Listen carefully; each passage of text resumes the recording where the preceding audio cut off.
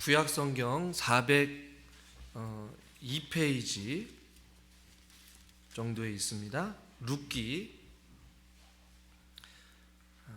1장 1절에서 6절까지 우리 교독해서 읽겠습니다.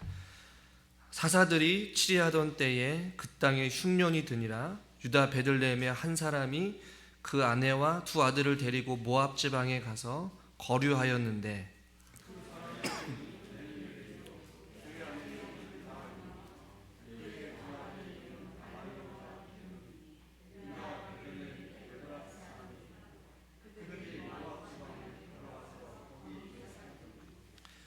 나오미의 남편 엘리멜렉이 죽고 나오미와 그의 두 아들이 남았으며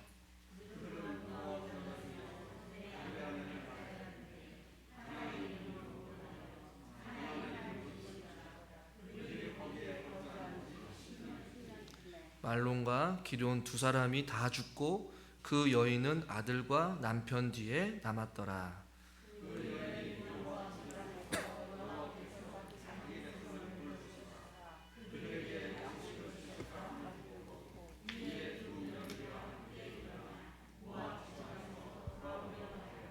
아멘.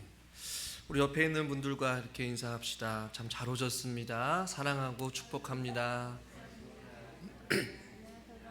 네. 여러분, 드라마나 영화나 혹은 뭐 책을 본다든지 하면 가장 중요한 것은 드라마 첫 부분에 나오는 어떠한 사건 혹은 장면 혹은 대사가 굉장히 중요해요.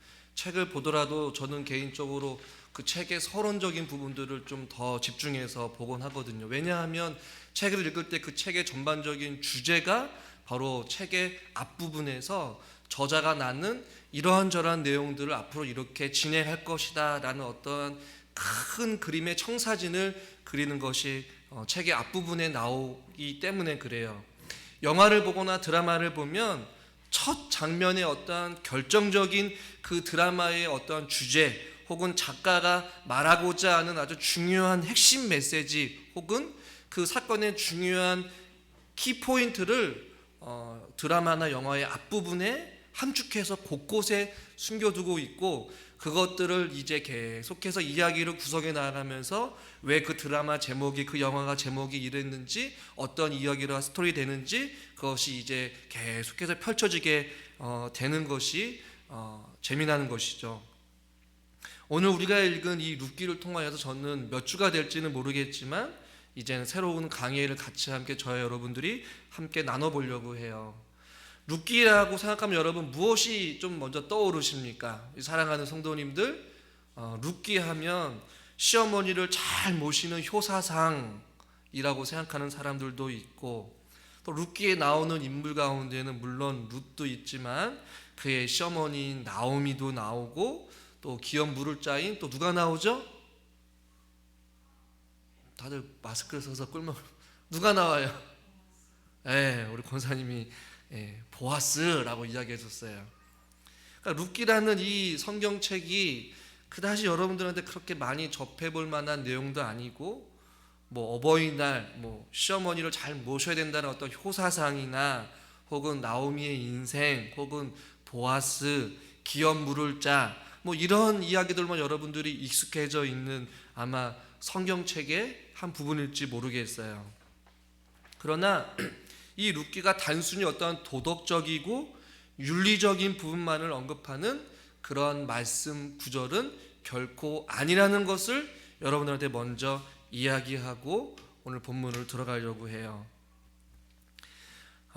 이 룻기를 어떤 신학자는 하나님의 구속사의 드라마다라고 이렇게 표현을 하면서 이야기를 해요. 왜 그러냐면 이 룻기에서는 구속하다라는 이 단어를 뜻을 가진 단어가 구약 전체에 검색을 해보니까 116번 정도가 나와요. 구속하다, 하나님께서 이스라엘 백성들을 구속하다, 자기 백성을 구속하다라는 단어가 구약 성경에 총 116회가 나오는데 그 가운데 이 구속하다라는 단어가 성경책에서 가장 많이 쓰여진 곳이 여러분 어디일까요? 어디일까요? 한번 따라오겠습니다. 룻기입니다. 룻기예요. 그렇다면 룻기가 총 몇 절로 구절되어 있을까요?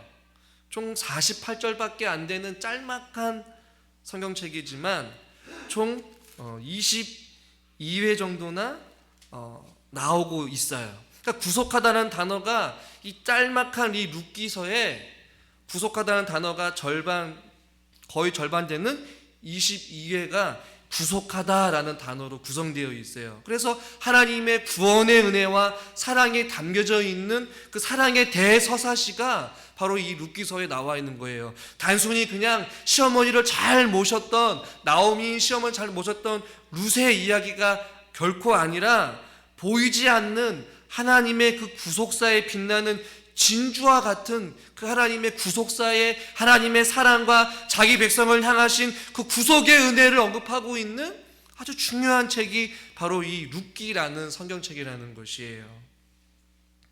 그래서 하나님의 이 구속의 드라마와 같은 이야기가 시작되는 부분이 오늘 저와 여러분이 읽은 1장 말씀의 서론적인 부분이라는 것이에요. 저도 말씀을 준비하면서 이 사실을 우리 성도들과 함께 말씀을 살펴보면서 하나님께서 우리 사람들에게 베풀어 주신 하나님의 이 구속의 은혜가 얼마나 귀하고 값진 것인지를 말씀을 통해서 한번 살펴보기를 원해요.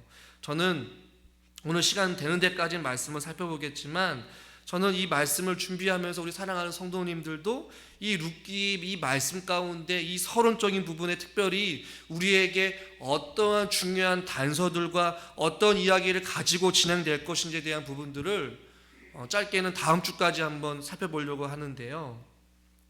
윌리엄 블레이크라는 사람이 있어요. 이 사람이 이 순수를 꿈꾸며라는 이 시를 썼는데 제가 좋아하는 김지찬 교수님이 이 룻기서를 강의하면서 이 시를 언급했어요.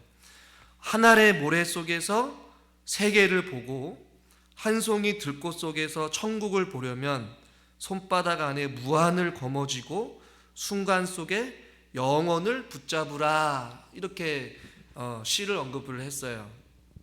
이 한 알의 조그마한 모래 속에서 이 세계를 바라볼 수 있는 눈이 열리기를 바라고 한 송이 들꽃 속에서 천국을 보기를 원하고 이 손바닥 안에서 무한한 그것을 거머쥐고 순간 속에서 영혼을 붙잡을 수 있는 이러한 시각을 가지고 이 짧지만 이 룻기 말씀을 통하여서 저와 여러분들이 이 하나님의 구속의 드라마 혹은 인간을 구원하여 주신 이 하나님의 구원의 사랑이 이 단순한 이 룻기서의 한 여인의 인생에 펼쳐지는 이 삶 가운데서 어떻게 하나님의 구속의 그 드라마를 이끌어 가시는지 그것들을 우리가 한번 살펴보기를 원하는 것이에요. 오늘 우리가 읽은 본문 1장 1절에서는 사사들이라고 이렇게 시작을 하지만 원래 의미는 이 히브리 와헤이라는 단어가 조금 생략되어져 있어요. 그 단어가 굉장히 해석하기 어려운 단어이기 때문에 우리가 읽은 성경에서는 굳이 언급을 하고 있지는 않지만 그리고 뭐뭐였다라는 그 단어거든요. 그러니까 즉 여호수아, 사사기, 룻기까지 이어지는 이 사건의 연속성을 언급하고 있다라는 것이에요. 그래서 앞부분을 1장 1절을 정확하게 직역을 하면 이제 혹은 그리고 사사들이 치리하던 때에, 이제 사사들이 치리하던 때에 라고 이렇게 번역하는 것이 조금 원어 성경에 가까운 의미예요. 그러니까 이 룻기 이야기는 그냥 이 룻기서만 살펴볼 것이 아니라 여호수아, 사사기, 룻기로 이어지는 어떠한 그 역사적인 배경을 가지고 여러분들이 이 구절을 읽어야 된다는 것이에요. 여러분, 여호수아는 어떤 이야기입니까? 이스라엘 백성들이 가나안 땅에 정탐하고 들어가고 그 땅을 정복하고 지파들이 땅을 분배받는 이야기가 여호수아의 이야기예요. 그리고 사사기는 어떤 시대예요? 사사기는 사사들이 이스라엘 백성들을 다스리고 통치하는 시대. 그러나 사사기는 어떤 이런 나산형으로 이야기가 구성되어 있어서 타락의 그 시점들이 점점 짧아지고 하나님께서 사사를 세우시고 이스라엘 백성들을 구원하시고 또 타락하고 또 사사를 부르시는 이러한 반복적인 이야기가 나선형처럼 이루어지고 있는 이야기가 사사기예요. 그래서 오늘 우리가 읽은 본문에서는 그리고 이제 사사들이 치리하던 때라고 성경은 이렇게 말씀을 하고 있는 것이에요. 룻기서를 이야기에 앞서서 본문이 첫 번째로 이 룻기의 시대적 배경을 이야기하고 있는데 어떤 때냐? 사사들이 치리하던 때라고 이렇게 말씀하고 있어요. 그러나 좀 더 정확하고 매끄러운 번역은 이제 사사들이 치리하던 때의 이야기다 라고 이렇게 번역하는 것이 조금은 더 매끄러운 번역인 것 같아요.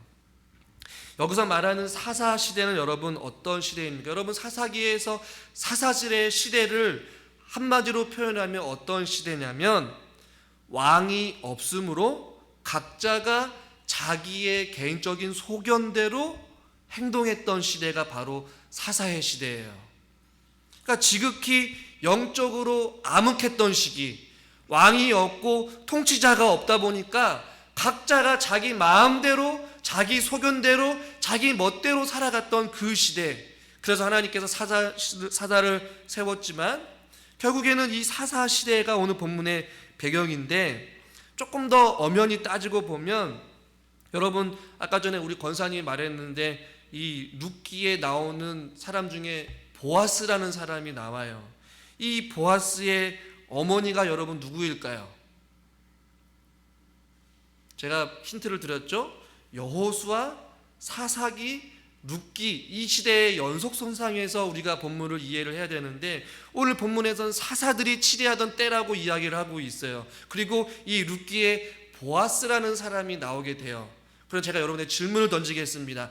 보아스의 엄마가 누구입니까? 힌트를 드리면 기생이었어요. 누구일까요? 라합이에요. 그렇다면 라합은 어디에 나옵니까?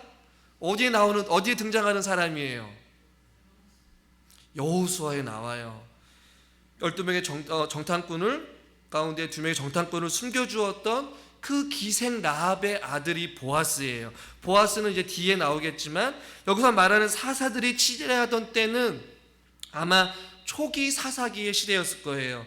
여호수아에 나오는 그 기생 라합이 낳았던 보아스가 어느 정도 장성하고 기업 물어서 또 룻기와 결혼을 하게 되는 어떤 그러한 관계 속에 있기 때문에 이 보아스라는 사람이 장성했기 때문에 아마 이 사사들이 치리하던 때는 아마 사사기 초기나 중기 정도에 일어났던 이야기가 바로 룻기서이다 라고 여러분들이 이해를 하면 조금 이해가 될 거예요. 그러나 오늘 본문에서 처음 시작하는 하나님의 이 구속의 대사랑의 대서사시 가운데에 첫 번째 배경은 무엇이냐면 바로 사사들이 치리하던 때, 즉 왕이 없으므로 자기 마음대로 살아가고 있는 시대, 영적으로 암흑기의 시대, 죄가 만연하였고 하나님이 없어서 우상을 섬기고 사자들이 이스라엘 백성을 구원했음에도 불구하고 끊임없는 죄에 대한 반복과 타락이 이루어지고 있는 영적인 암흑의 시대가 지금 우리 사랑의 이 대서사시 하나님의 구속의 이야기를 이야기하고 있는 이 룻기서의 배경이라는 것이에요. 참으로 아이러니하지 않을 수가 없다라는 것이죠.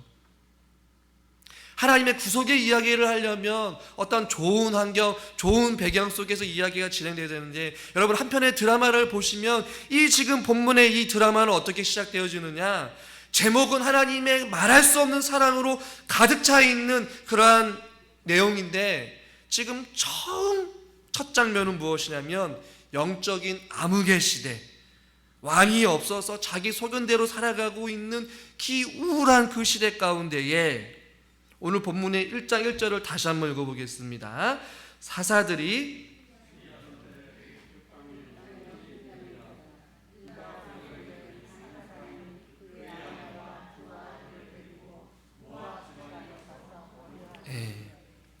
두 번째 어떠한 또 배경이 있냐면 그 땅에 무엇이 들었다라고 말씀하고 있어요? 흉년이 들었다라고 말씀하고 있어요. 구약에는 이 흉년이라는 단어가 조회를 해보니까 134회 정도나 좀 나와요. 그런데 오늘 여기서 말하는 그 땅에 흉년이 들었다라는 얘기는 단순한 어떤 여러 가지 흉년이라는 단어가 여러 가지로 쓰여졌지만 그 가운데 가장 강도가 좀 높고 생존 자체가 거의 불가능한 정도의 흉년을 의미하는 단어로 쓰여졌어요. 그러니까 지금 배경을 보면 영적인 암흑기 시대뿐만이 아니라 생존 자체가 어려운 어떤 흉년의 시대라고 지금 본문의 저자가 지금 이야기의 문을, 사랑의 대서사심에도 불구하고 이야기의 문을 지금 그렇게 열고 있는 것이에요. 젖과 꿀이 흐르는 그 약속의 땅에 거주하고 있는 이스라엘 백성들에게 지금 영적인 암흑의 시대가 찾아오게 되었고, 생존 자체가 어렵고 불편하고 고통스러운 어떤 흉년의 지금 시기를 지금 보내고 있다라는 것이에요. 그 가운데 이제 이야기가 조금씩 좁혀지기 시작해요. 사사들이 치리하던 그때에 그 땅 가운데에 하나님께서 약속하신 젖과 꿀이 흐르는 그 땅 가운데에 흉년이 들어서 생존 자체가 불가능한 그러한 환난과 고통과 아픔과 말할 수 없는, 인간이 도저히 어떻게 할 수 없는 그러한 최악의 상황 가운데에 지금 한 사람을, 한 가정을 소개하고 있어요. 1장 1절 부분에 보면 유다 베들레헴에 한 사람이 있다라고 말씀하고 있어요. 여러분, 이제 본문의 저자가 유다 베들레헴으로 지금 시선이 조금씩 좁혀지기 시작했는데, 여러분 잘 보시면 베들레헴이라는 곳이 여러분 어떤 곳입니까? 예? 예수님이 뭐 태어나신 곳이기도 하겠지만, 베들레헴의 뜻은 어떤 뜻이냐면 바로 떡의 집, 흔히 말하는 떡집이에요. 다른 지역보다 이 베들레헴 지역은 어떠한 풍성한 것들이 많이 있다 보니까 떡의 집이라고 할 정도로 이 베들레헴이라는 곳이 있단 말이에요. 그런데 떡집에 지금 흉년이 들어서 떡이 없어지고 자기 고향을 등지고 지금 다른 곳으로 이주해야 되는, 떠나가야 되는 그러한 상황에 처해 있는 것이에요. 한편에 여러분 이야기 혹은 드라마라고 생각을 해보세요. 사사시대에 또 흉년의 시대에, 그것도 마침 유다 베들레헴 혹은 떡집에 지금 떡이 없는 상황이에요. 여러분, 떡집에 떡이 없으면 어떠한 상황이에요? 굉장히 어려운 상황이 된 것이죠. 떡집에 떡이 없는 이 상황 가운데 본문의 저자는 한 사람을 소개하고 그의 아내와 두 아들을 데리고 어디로 가고 있다라고 말씀하고 있어요? 모압 지방에 가서 거류하였다라고 말씀하고 있어요. 여기서 말하는 거류하였다라는 얘기는 실질적으로 안착하고 정착하기 위해서 간 것이 아니라 잠시 피신하거나 나그네와 같이 잠깐 머물기 위해서 지금 이들이 모압이라는 지방으로 지금 거류하였다라고 말하면서 그 가정의 가족 소개를, 인물 소개를 지금 2절에서 하고 있어요. 우리 2절을 한번 같이 한번 읽어보겠습니다. 그 사람의 이름은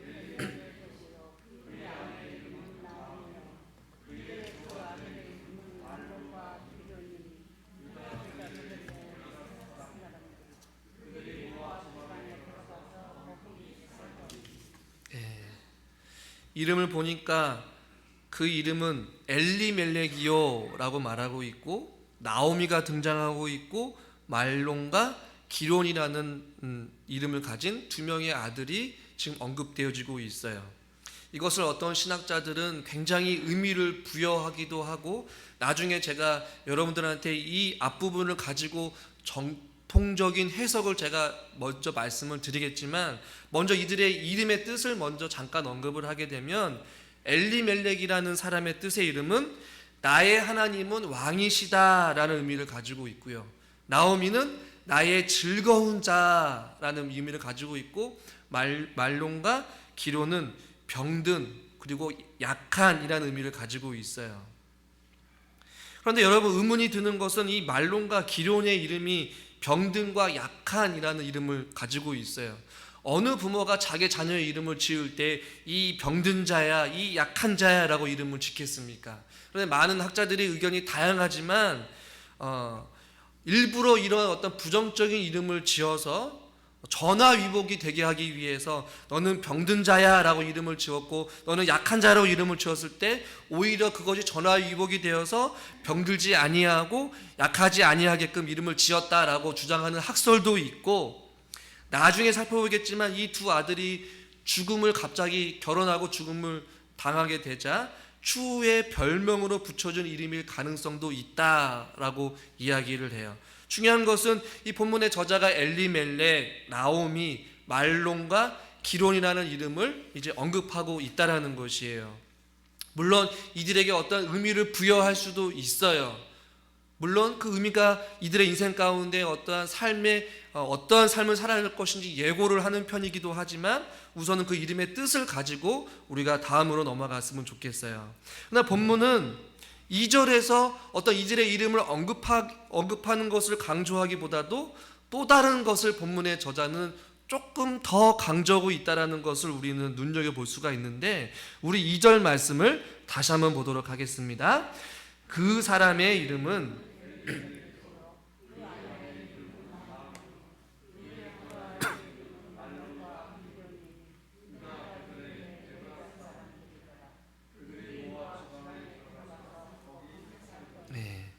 이들의 이름이 나오고 나서 또 추가적으로 유다 베들레헴 말고 어디 사람이라는 어떤 그 지역에 대해서 분명한 언급을 또 하나 하고 있어요. 그곳이 여러분 어느 지역입니까? 유다 베들레헴 에브랏 사람이라 라고 말하고 있어요. 본문의 저자는 다른 이들의 이름을 소개하는 것에 초점을 두기보다는 이들이 유다 베들레헴 에브랏 사람들이다 라는 것을 나중에 이야기를 할 때에 어떤 내용으로 펼쳐질 것에 대한 중요한 핵심 포인트로 지금 강조해서 표현하고 있는 것이에요. 유다 베들레헴의 한 사람이 그의 아내와 그의 자녀들을 데리고 모압 땅으로 가는데 그 사람의 이름은 엘리멜렉이요 나오미요 말론과 기론인데 그 사람들은 어떤 사람들이냐? 바로 유다 베들레헴의 그 떡집에 살고 있지만 그 떡집 사람 중에서도 바로 에브랏 사람들이다 라는 것을 지금 본문에서 언급하고 있어요. 여러분, 왜 에브랏 사람이 중요하냐? 나중에 이 본문의 저자가 이 에브라라는 이 지역에서 무엇을 꺼내기 위해서인지를 여러분 나중에 결론에서 알게 되겠지만, 먼저 결론을 말씀드리면 이 에브랏 혹은 에브라다라고도 표현을 하는데, 이 에브랏이라는 지역은 성경에서 곳곳에서 의미 있는 지역으로 나오고 있어요. 첫 번째는 이 야곱의 아내 라헬이라는 사람이 베냐민을 낳다가 죽어서 장사된 곳이 바로 이 에브라다예요. 그리고 이 다윗, 여러분 잘 아시는 이 다윗이 바로 유다 베들레헴 에브랏 사람의 이세의 아들이 바로 다윗이거든요. 롯의 여러분 맨 마지막 4장의 끝부분에 보면 어떻게 마무리하냐면 이세는 다윗을 낳았더라 라고 말씀하고 있어요. 이 이세라는 사람이 바로 에브라다 사람이었어요. 그래서 오늘 여기서 유다 베들레헴 에브라 사람들이다 라고 본문이 강조하고 있었던 이유는 이 사람들을 통하여서, 이 사람들의 족보를 통하여서 다윗이 태어나게 될 것이고, 또 여러분 미가서 5장 2절에 보면 여러분 자막을 통해서 우리 같이 한번 말씀 한번 읽어보겠습니다. 베들레헴 에브라다야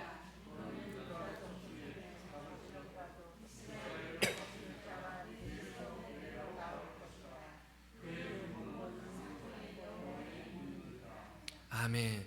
여러분, 그래서 2절에서 말하고 본문의 저자가 지금 이 사람들은 엘리멜렉이요 나오미요 말론과 기론이다 라고 하는 것을 강조하는 것이 아니라, 본문의 저자는 바로 그 사람들이 유다 베들레헴에서 에브렛 사람들이다 라고 지금 성경은 말하고 있고, 그 룻기서 마지막에 이세의 아들 에브라다 출신인 이세로부터 다윗이 날 것이고, 다윗의 혈통을 통하여서 누가 나타나는 것을 지금 말하고 싶었던 것이었어요.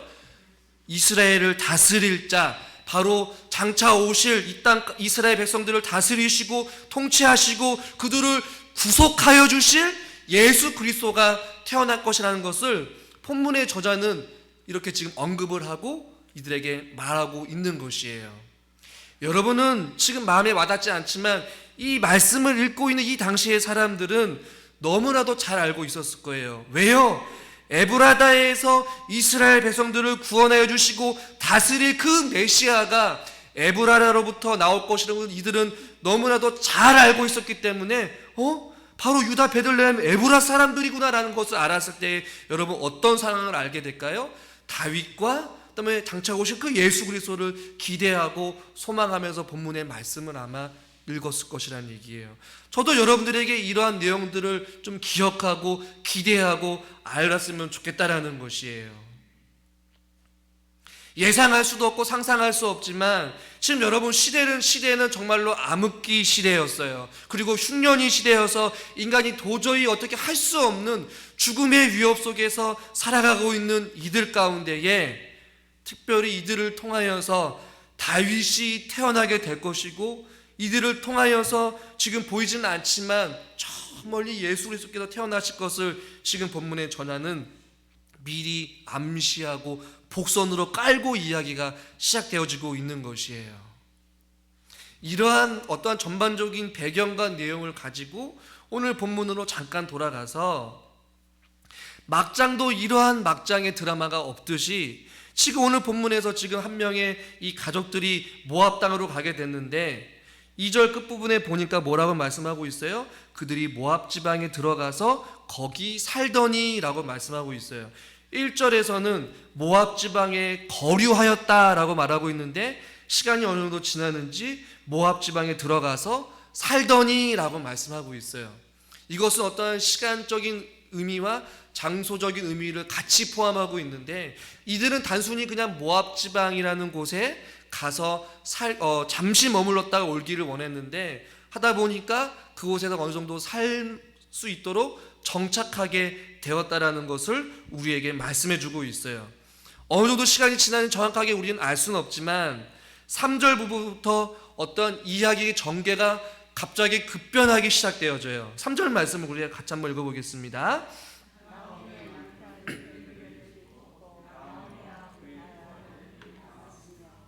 여러분 보십시오.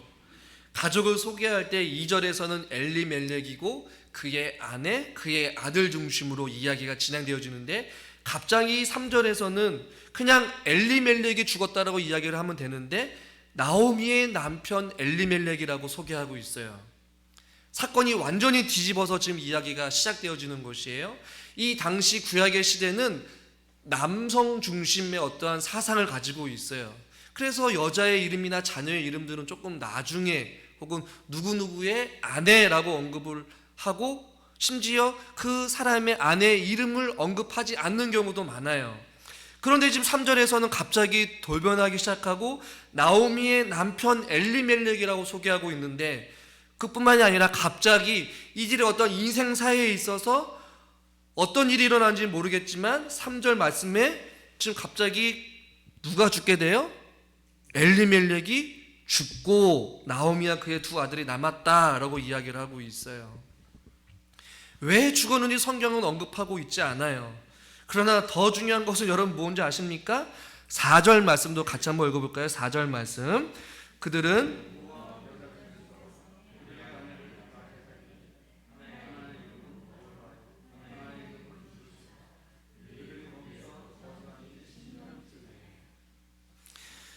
남편이 죽은 것도 모자라서 그들이란 4절에 그들은 그의 두 아들을 이야기할 거예요. 모압 여자 중에서 그들의 아내를 맞이하였는데 하나의 이름은 오르바요, 하나의 이름은 루시더라. 그들이 거기서 거주한 지 10년쯤 되었다라고 이렇게 이야기를 하고 있어요. 여러분, 이 나오미의 어떤 한 여자의 인생을 여러분 한번 살펴보시길 원해요. 갑자기 남편이 죽고, 그리고 얼마 지나지 않아서 아들이 모압 여인들과 결혼을 하게 되고 거기서 정착하게 되는데, 그 아들들도 결혼한 지 10년쯤이 되어서 갑자기 아들 둘 다 죽게 되는 사건이 일어나게 돼요.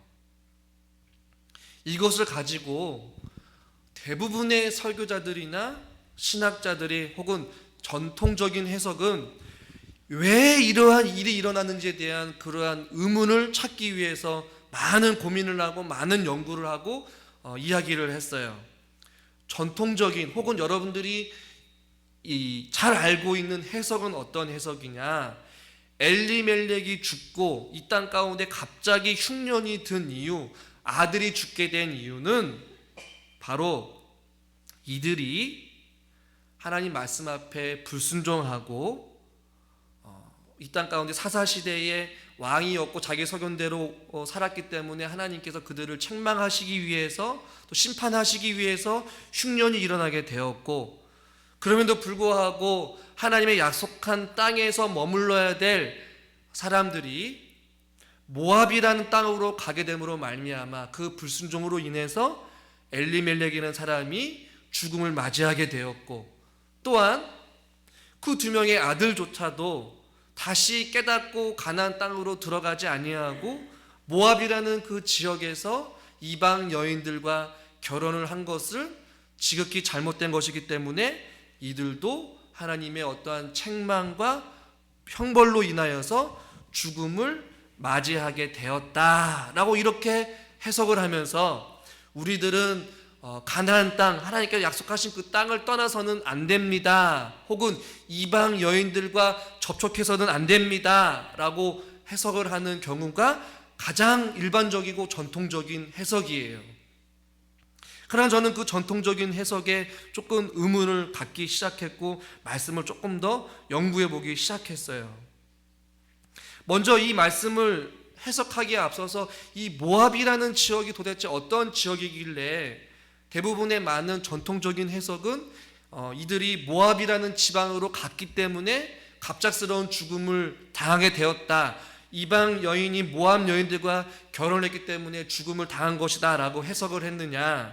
이 모압이 주는 의미는 성경에 여러 가지 의미가 있는데 일반적인 그 의미를 찾아보면 이 모압이라는 땅은 여러분 어떤 땅이냐, 이 모압 지역은 이 롯의 큰딸이 아버지에게 술을 먹이고 동침하여 낳은 이 아들이 바로 모압이었어요. 그리고 이 모압 왕은 모압 왕 중에 발락이라는 왕이 있는데 발람이라는 선지자를 통하여서 이스라엘을 저주했던 어떤 사건도 있어요. 그리고 또 이 모압 여인들은 이스라엘 남장들과 음행을 한 어떠한 사건들도 있었어요. 그래서 신명기 23장에 보면 암몬 사람과 이 모압 사람은 여호와의 총회에 들어가지 못하게 결국에는 하셨어요. 그러니까 한마디로 말하면 이 모압이라는 지역은 굉장히 이스라엘 백성들과 밀접하게 뗄래야 뗄 수 없는 어떠한 이방 지역이기도 하고 어떠한 부정적이고 이스라엘을 저주하고 이스라엘 백성들이 우상을 섬기고 음행을 하게 했던 어떠한 그 잘못을 저지르게 했던 발달이 되고 원인이 되었던 그 지역이 바로 모압이라는 지역이었다는 것이에요. 그래서 여호와의 총회에 들어갈 수 없는 사람들이 바로 암몬 사람과 이 모압 사람들이었어요. 그러다 보니까 이 본문에 대해서 이 모압 지방에 가서 머물고 모압 여인과 결혼을 하며 살았다라는 것은 아마 하나님께서 원하지 않는 사람들과 교제하였고 결혼하였고 그곳에서 살았다는 것 자체만으로도 하나님의 불순종이고 하나님의 형벌을 받아 마땅하다라고 이야기를 하면서 이 모압 지방에 간 것이 잘못이다, 이것이 불순종이다라고 해석하는 것은 조금은 무리가 있다라는 것이에요. 왜 그러냐면 기근이 무조건 하나님의 형벌과 하나님의 책망으로 인하여 생기는 것은 아니기 때문에 그래요. 과거에 아브라함도 하나님께서 원하시는 갈대아 우르를 떠나서 가나안 땅으로 들어가는 과정이 있었을 때에 순종의 발걸음을 내딛었는데 도착하자마자 가나안 땅에 기근이 생겼어요. 그렇다면 그것은 누구의 죄입니까? 아브라함이 불순종했나요? 결코 그것이 아니었다라는 얘기예요. 아브라함은 약속의 땅에서 기근을 떠나서 하나님께서 애굽으로 내려가라고 해서 애굽으로 내려갈 수밖에 없었어요. 그러나 하나님께서는 그것에 대해서 어떠한 책망도 하지 않으셨어요. 그리고 이 모압이라는 지역은 다윗조차도 자기 가족을 모압 왕에게 피신을 시킨 적도 있었어요. 그러니까 이스라엘과 이 모압이라는 지역은 정치적으로 지리적으로 어떠한 상황적인 면에서 밀접한 관계가 있는 지역이었어요.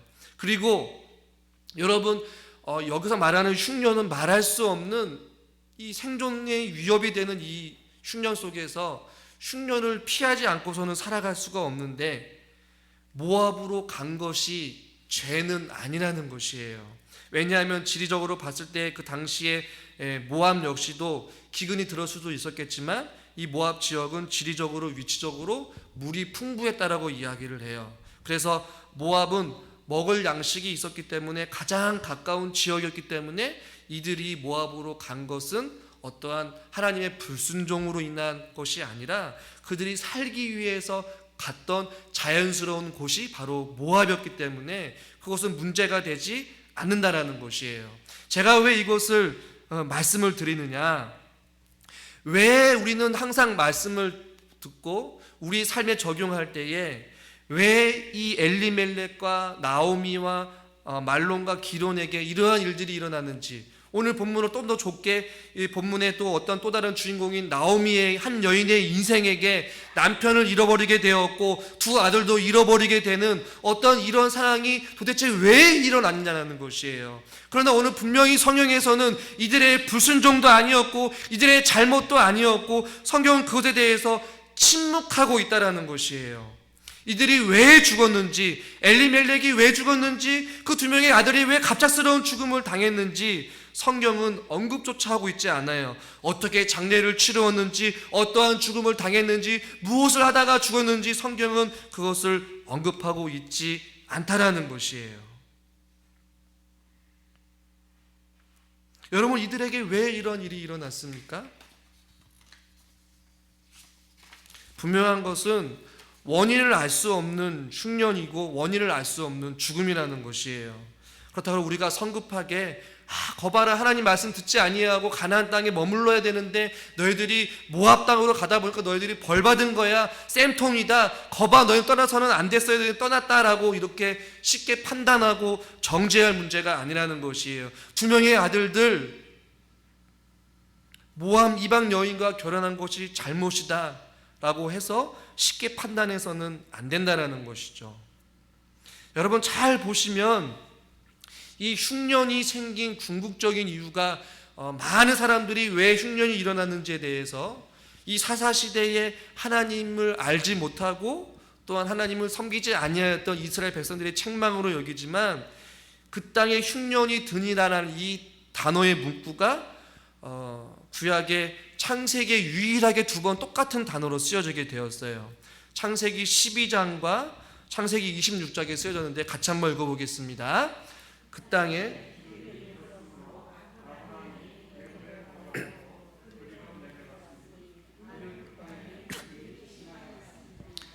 26장 1절도요. 아브라함 때에 첫 흉년이 들었더니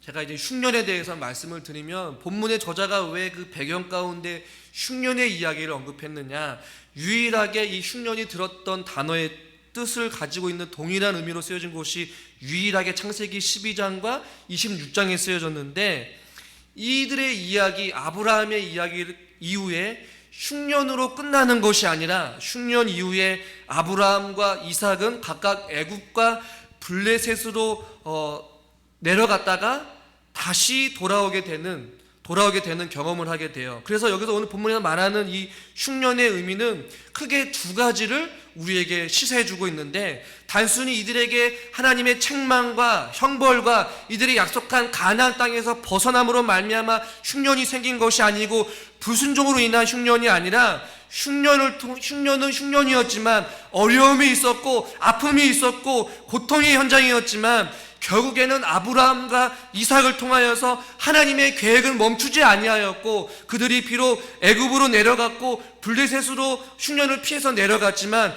다시 돌아올 때에는 하나님께서 이전보다도 더 큰 놀라운 은혜와 축복을 아브라함과 이삭에게 허락해 주셨어요.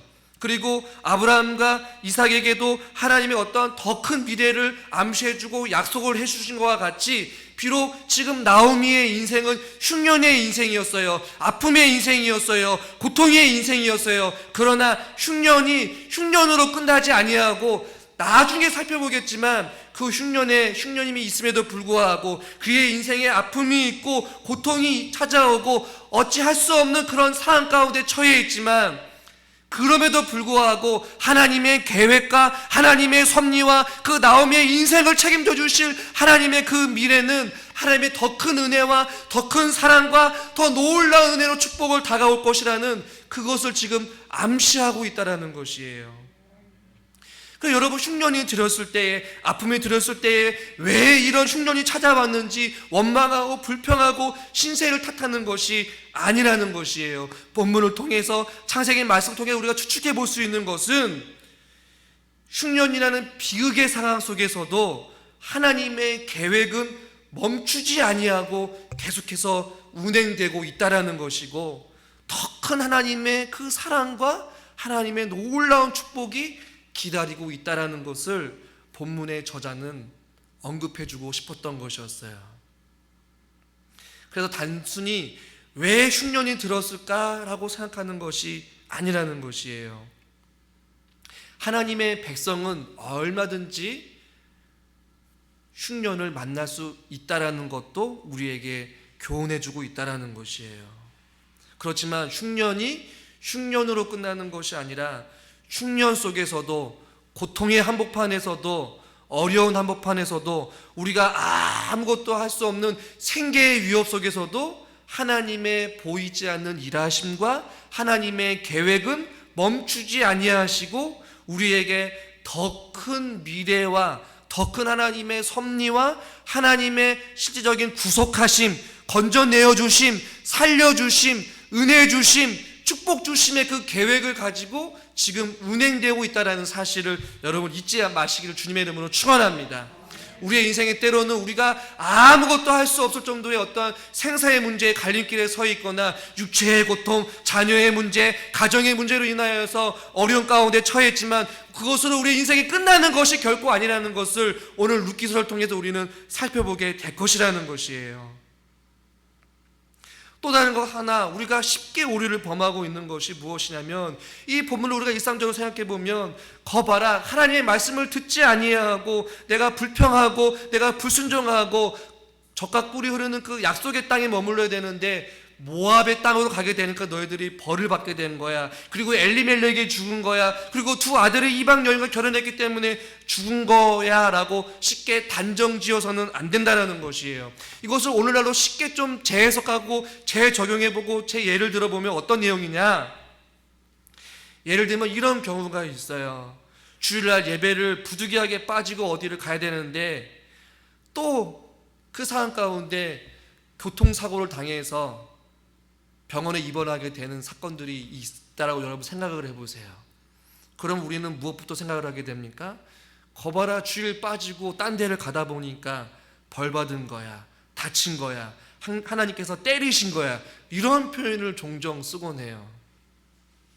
우리의 어떤 예상치 못했던 우리 상황 가운데 일어나는 일들을 그렇게 단정지어서 내가 뭔가를 하나님 앞에 해야 되는데 하지 말았어야 될 일들을 함으로 말미암아 하나님께서 때리셨어, 하나님께서 책망하셨어, 하나님께서 벌 주신 거라고 이렇게 단순하게 우리가 해석하고 단정지어서는 결코 안 된다라는 것이에요. 오늘 본문은 보세요, 여러분. 나오미의 남편이 갑자기 죽었어요. 그리고 그의 아들도 갑자기 죽게 되었어요. 이것을 해석할 때 왜 이들이 죽었느냐? 모압으로 피했기 때문에, 또 모압 여인과 결혼했기 때문이라고 단정지어서는 안 된다라는 것이에요. 우리가 살아가면서 부득이하게 어떠한 사고를 당하거나 어떤 예상치 못했던 일들을 당하거나 하나님 왜 나에게만 이런 아픔과 어려움을 주시는지 생각할 때마다 하나님, 내가 도대체 무슨 잘못을 했습니까? 라고 신세를 한탄하고 내가 잘못만 했다라고 생각하는 것이 아니라 그 가운데 하나님의 선하신 뜻과 계획이 있다라는 것을 우리는 발견하게 될 줄 여러분 믿습니다. 성급하게 누군가를 판단하고 해서는 안 된다라는 것이에요. 오늘 이 나오미의 인생을 여러분 잘 보십시오. 5절 말씀을 같이 한번 읽어보겠습니다. 말론과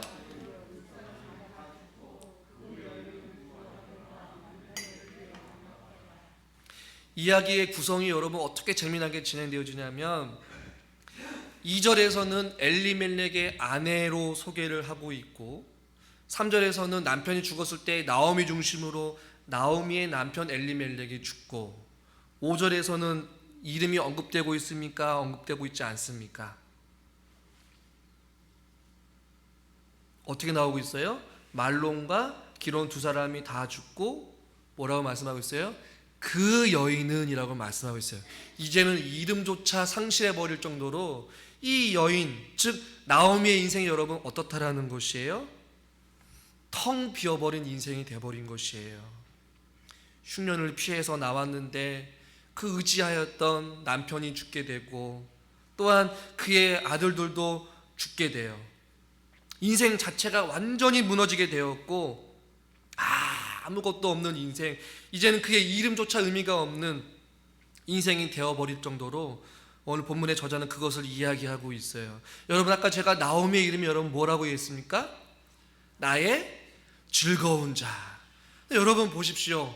본문의 저자는 전혀 정반대의 이야기를 먼저 지금 하고 있어요. 나의 지금 즐거운 자예요. 그리고 그의 남편의 이름이 뭐였다고요? 하나님은 나의 왕이시다. 하나님은 나의 왕이시다라는 이름을 가지고 있는 그 남편이 지금 갑작스러운 죽음을 당했고 나의 즐거웠던 그 인생, 나는 즐거운 자야라고 했던 그 이름이 여러분 어떻게 돼버린 거예요?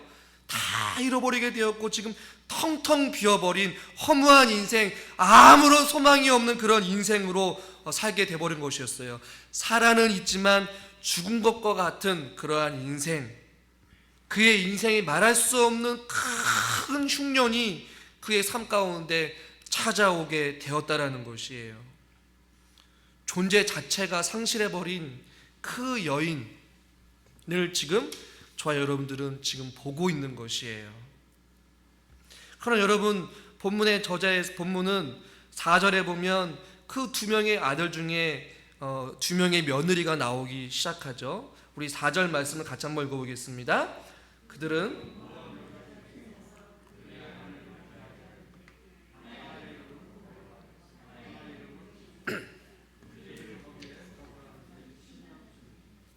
네, 다음 주에 살펴보겠지만 이 두 명의 며느리의 이름도 참 재미나요. 그 가운데 하나는 오르바라는 단어의 뜻은 뭐 여러 가지 해석들이 있지만, 여러 가지 추측들이 있지만, 오르바라는 것은 이 목 등을 이야기하거든요. 그리고 이 룻은 즐거움을 채우는 자, 뭔가를 채우는 자라고 이렇게 이름을 가지고 있어요. 그러니까 나오미의 어떤 텅 빔을 채워주는 자라고 이렇게 생각하면 여러분이 될 것 같아요. 즉 본문에서는 지금 이런 이야기로 지금 진행되어지고 있는 것이에요. 오르바라는 역은 목 등이라는 이름을 가지고 있어서 결국 오르바는 떠나게 되지만 나오미의 텅 빈 인생, 아무것도 없고 소망도 없고 의지할 사람이 한 사람도 없는 그 사람 가운데 풍족하게 하는 그 며느리가 함께 동행하게 된다라는 것을 이름을 통해서도 발견하게 된다라는 것이에요. 그러나 오늘 본문은 5절로 끝나지 않아요.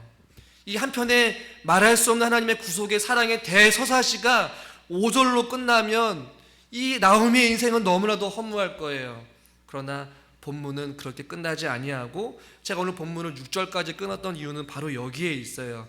시간이 없지만 우리 6절 말씀을 잠깐 읽고 말씀을 마치겠습니다. 우리 6절 한번 읽어보겠습니다. 그 여인이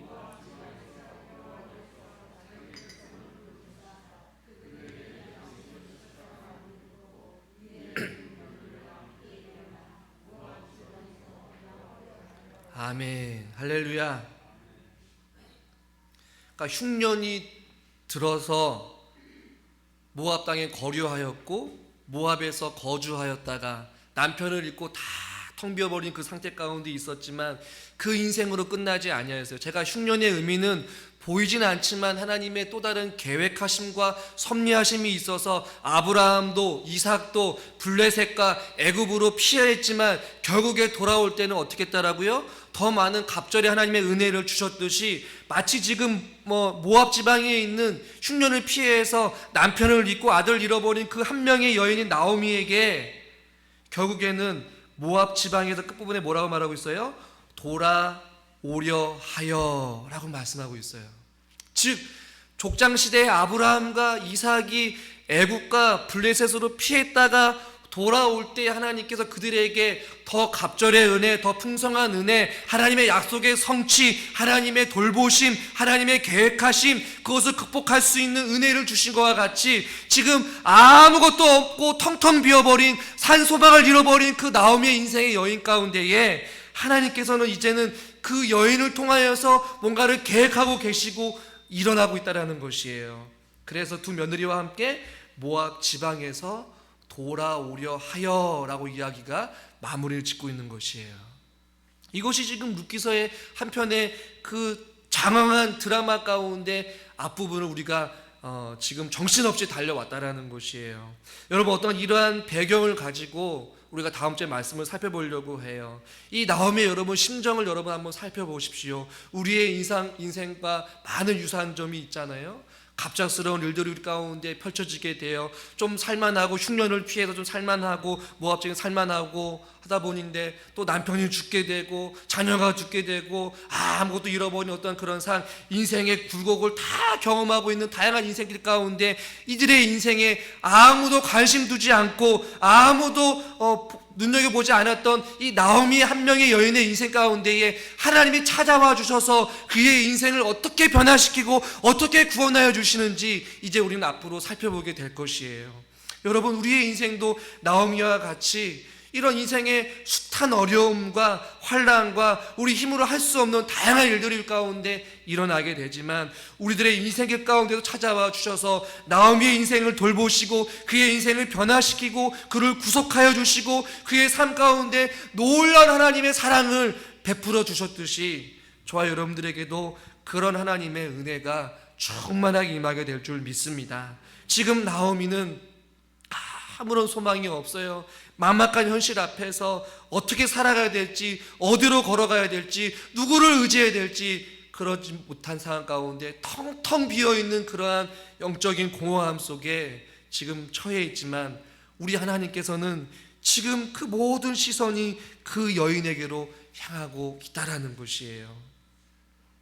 다음 주에 그 말씀을 살펴보겠지만 말씀을 정리하면, 사랑하는 성도 여러분, 우리들도 이러한 인생길에 처해 있다 할지라도 우리의 인생을 포기하지 마시고 하나님의 은혜 가운데에 하나님의 그 말할 수 없는 구속하심의 은혜를 기대하며 소망하면서 저 여러분들이 주 안에서 살아갈 수 있기를 저는 주님의 이름으로 간절히 축원합니다. 기도하겠습니다. 하나님 아버지, 앞으로 우리가 룻기 말씀을 통하여서 하나님의 보이지 않는 구속사의 그 사랑을 우리가 깨달아 알기를 원합니다.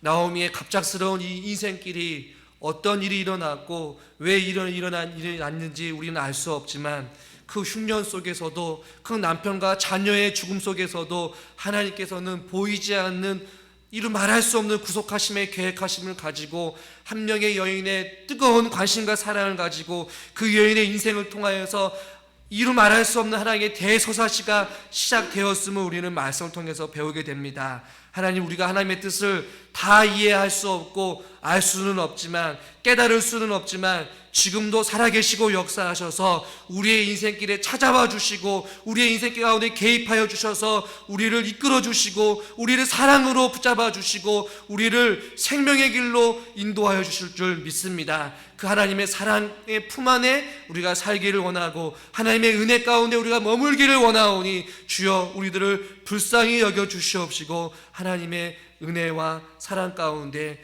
우리를 안아 주시옵소서. 예수님의 이름으로 감사하며 기도드리옵나이다. 아멘. 찬송